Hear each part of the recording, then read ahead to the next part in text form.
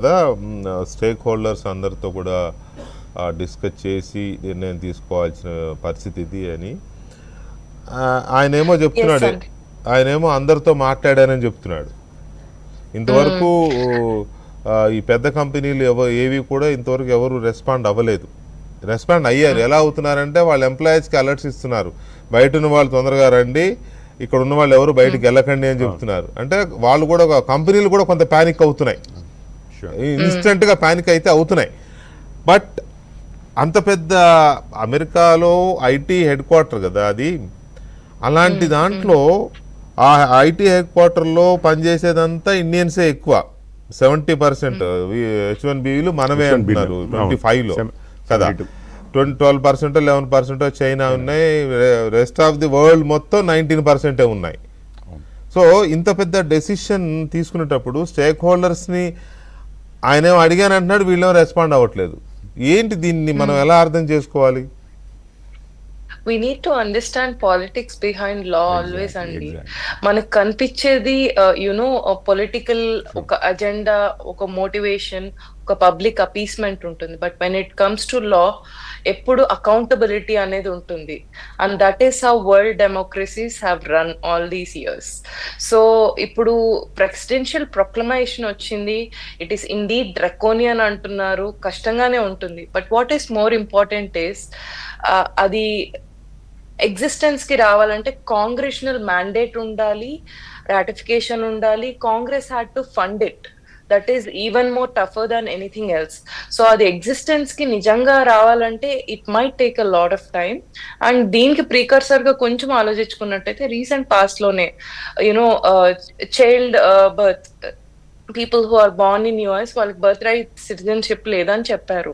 But eventually courts are coming up, some localized state-based laws have come, federal based judgment have come and everything.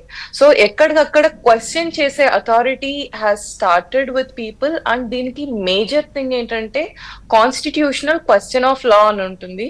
So they have to actually ask from the constitution. Although president has full unconditional rights, they are subject to checks and balances. I think this is the statement we need to use. President has the right to impose such a law. President has the right to say you people can't come inside country. ఆయనకు అన్ని rights ఉంటాయి, కానీ it is supposed to be approved by the people of the country through the congressional mandate. ఈ part of congressional mandate కి వచ్చినప్పుడే I want to actually point towards a very crucial element అండి. We do not have lobbyist groups.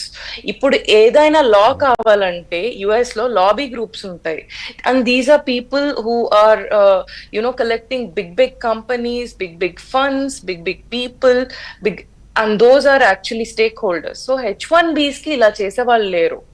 We do have good cultural organizations which are supportive of H1B people and Indians coming from abroad, but we don't have a very good agency who can actually voice out our opinions.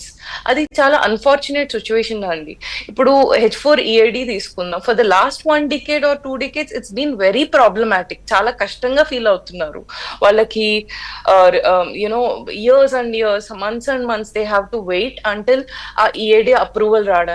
దాని గురించి ఇంకేముందులే follow అవుదామని చెప్పేసి అందరూ they have followed. But today when it has come to us, H1Bకి వచ్చేసరికి they are surprised and shocked about it. It is not so. Birthright citizenship వచ్చినప్పుడు కూడా many of the Indians were actually silent. We didn't have a pressure group to collectively represent our rights, and it is very much high time Indians come together. ఒక విధంగా ఇది ఎలా చేస్తే correct అవుతుంది, Congressional గా ఎలా చెప్పాలి, కాంగ్రెస్ పీపుల్ కి ఎలా చేయాలి.